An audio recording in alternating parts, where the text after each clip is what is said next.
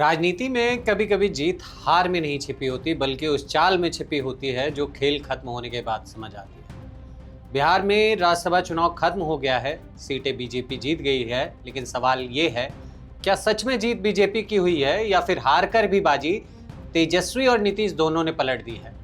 और असली खेल आखिर है क्या? सीटों का नहीं, उस संभावना का जो कभी भी पूरी बाजी पलट सकती है। नमस्कार, मेरा नाम विनीत कुमार और आप देख रहे हैं द हिंदी टॉप। पटना की सियासत इन दिनों सीधी नहीं चल रही है। ये शतरंज है और मोहरे वही हैं, लेकिन चाल बदल चुकी है। राज्यसभा चुनाव के बाद सबको लगा कि एनडीए ने क्लीन स्वीप कर लिया, लेकिन असली खेल उसके बाद शुरू हुआ, क्योंकि अब चर्चा सीटों की नहीं बल्कि सीएम की कुर्सी की है। पहले कहा जा रहा था कि 10 अप्रैल को नया मुख्यमंत्री शपथ लेगा, लेकिन अब सूत्र कह रहे हैं कि ईद के बाद किसी भी दिन नया सीएम घोषित हो सकता है। और यहीं से कहानी दिलचस्प हो जाती है, क्योंकि ये जो खबर है ये बीजेपी के अंदर बढ़ती बेचैनी को दर्शाता है।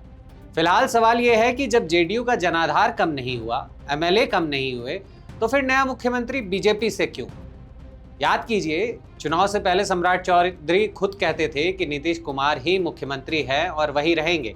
तो फिर अचानक क्या बदल गया? राजनीति में एक कहावत है, जब हाथी चल रहा होता है लेकिन जब हाथी रुक जाए तो सबको लगता है कि अब धक्का दे दो। बीजेपी ने भी शायद यही सोचा कि नीतीश दिल्ली जा रहे हैं, कुर्सी खाली है और मौका सही है, लेकिन यहीं जेडीयू ने खेल पलट दिया। पटना की इफ्तार पार्टी में निशांत कुमार की एंट्री होती है और इस दौरान नारे लगते हैं कि बिहार का सीएम कैसा हो, और दूसरी तरफ से समर्थक आवाज लगाते हैं निशांत कुमार जैसा हो। और सबसे बड़ा सीन, नीतीश ने खुद टोपी नहीं पहनी लेकिन निशांत को पहनाई।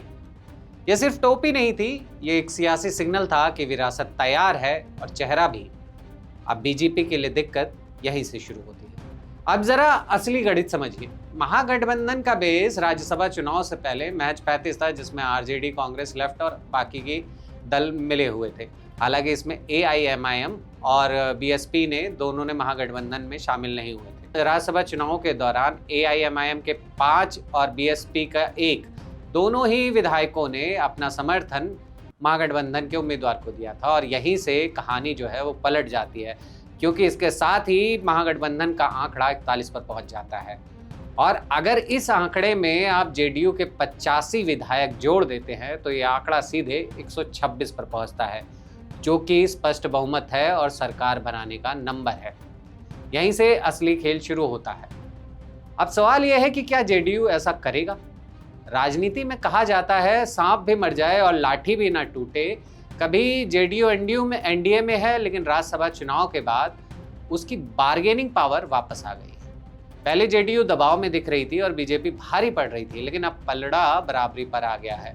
और यही बीजेपी की बेचैनी की वजह है, क्योंकि अगर जेडीयू की मांगे नहीं मानी गई और सीएम फेस को लेकर दबाव बना, तो वही पुराना नीतीश स्टाइल एक्टिव हो सकता है, यानी कि यू टर्न। याद रखिए, ये वही नीतीश कुमार हैं जो पहले कमजोर दिखते हैं और फिर अचानक पूरे सिस्टम को चौंका देते हैं। 2014, 2017, 2022, 2024 हर बार कहानी वही रही है, पहले साइलेंस और फिर सरप्राइज। बीजेपी को लगा खेल आसान है, लेकिन बिहार की राजनीति एक्सेल सीट से नहीं बल्कि टाइमिंग और टर्न से चलती है, और इसमें नीतीश कुमार का कोई सानी नहीं। अब आते हैं तेजस्वी यादव पर। राज्यसभा में सीट हार गए हों, लेकिन राजनीति में स्पेस जरूर जीत लिया है। महागठबंधन के पास पहले एआईएमआईएम और का सपोर्ट नहीं था, लेकिन राज्यसभा चुनाव के बाद उसके पास एआईएमआईएम का समर्थन, कांग्रेस की मजबूरी और जेडीयू की चाल, तीनों ने मिलकर एक नया रास्ता खोल दिया। अब तेजस्वी के पास सिर्फ 41 एमएलए नहीं है, बल्कि एक संभावना है। अगर जेडीयू पलटता है तो वहीं तेजस्वी, जो आज विपक्ष में है, कल सरकार बना सकते हैं। यानी हार के बाद भी जीत का दरवाजा खुल चुका है। इधर जेडीयू के अंदर निशांत कुमार को लेकर हलचल है, उधर बीजेपी सीएम फेस की बात कर रही है, यानी टकराव साफ दिख रहा है। जेडीयू के अंदर यह लाइन चल रही है कि अगर बदलाव बीजेपी चाहती है तो मुख्यमंत्री हमारा ही होगा। अब असली सवाल यही है कि क्या जेडीयू एनडीए में रहते हुए अपनी शर्तें मनवाएगा या फिर एक और यू टर्न लेकर पूरा खेल बदल देगा? क्योंकि बिहार की राजनीति में सरकार चुनाव से नहीं बल्कि सही टाइमिंग की चाल से बनती है, और अभी सबसे मजबूत चाल नीतीश कुमार के पास ही है। और इसी एक चाल ने तेजस्वी यादव को फिर से गेम में लाकर खड़ा कर दिया है, क्योंकि अंत में बिहार की राजनीति का सबसे बड़ा सच यही है, नीतीश को समझना आसान नहीं और जो समझ गया वो अक्सर देर से समझता है। अगर आप इस पूरे मामले पर आपकी क्या राय है, अपनी राय हमें कमेंट में ज़रूर बताएं और ऐसी ही वीडियो के लिए हमारे चैनल द हिंदी टॉप को सब्सक्राइब करें। धन्यवाद।